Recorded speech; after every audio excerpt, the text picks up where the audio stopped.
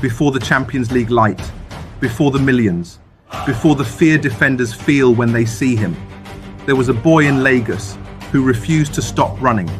Victor Osimhen didn't grow up dreaming of comfort.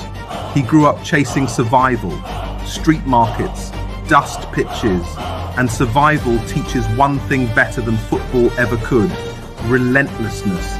Not polished, not perfect, but unstoppable. Poverty, disappointment, struggle, long before the stadium lights, long before Europe knew his name. The journey of Victor Osimhen almost ended before it even began. Even getting selected for Nigeria's youth team was a battle, a brutal one. The dream was to play for the national side at the 2015 FIFA Under-17 World Cup. But first, he had to survive the trials, and those trials were chaos. Hundreds upon hundreds of young footballers arrived with the same dream: to wear the green and white of Nigeria. The Lagos screening ground was overflowing. So many players had gathered that Osimhen couldn't even get a chance to show what he could do. No opportunity, no minutes, nothing. If he wanted another chance, there was only one option left: travel to Abuja. But even that came with another obstacle: money. His family didn't have it. Yet somehow, his father encouraged him to go. A few scraped together naira, just enough for the journey. The trip itself was exhausting. 10 hours of travel across the country to Nigeria's capital, chasing a dream that still offered no guarantees. When he finally arrived, nearly 900 players had gathered for the trial.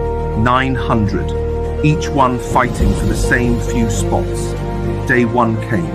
His name was never called. He watched as player after player stepped onto the pitch while he remained on the sidelines.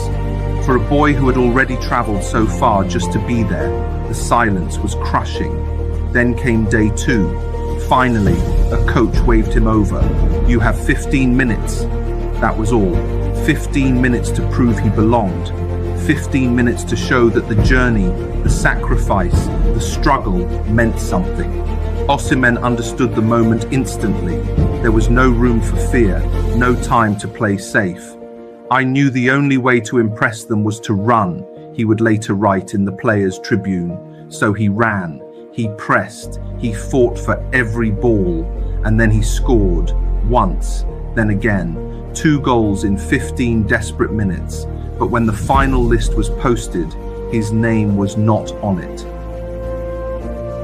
Just like that, the dream collapsed.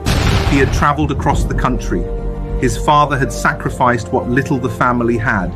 He had given everything on the pitch, and it still wasn't enough. Devastated, Osimhen began preparing to leave Abuja. He and the friend who had travelled with him started making plans to return to Lagos. It was over. For a young boy who had grown up fighting through hardship after hardship, it felt like life had delivered yet another cruel blow. Then suddenly, something strange began happening. The under-17 team doctor had noticed something. He remembered a player who scored 2 goals in just minutes, yet that name was missing from the final list. Where was the boy? The doctor raised 2 fingers and called the attention of the coaches. 2 goals. 2. An alert was sent out across the training ground. "Someone find this boy. Someone find Victor Osimhen." By then, Osimhen was already preparing to return to Lagos. He believed the dream had died. But fate had other plans. Those 2 fingers changed everything. Soon, the boy who almost walked away from Abuja would step onto the global stage. At the 2015 FIFA Under-17 World Cup, the world finally saw what those crowded trials almost missed. 7 matches, 10 goals, a tournament record. Nigeria lifted the trophy, and Osimhen finished as the competition's top scorer, announcing himself to the world. Today, the same boy who almost left Abuja unnoticed now leads the line for Galatasaray and stands among the most feared strikers in world football. But his story will always remind us of something powerful. Sometimes destiny doesn't arrive with applause. Sometimes it arrives quietly, just before you give up.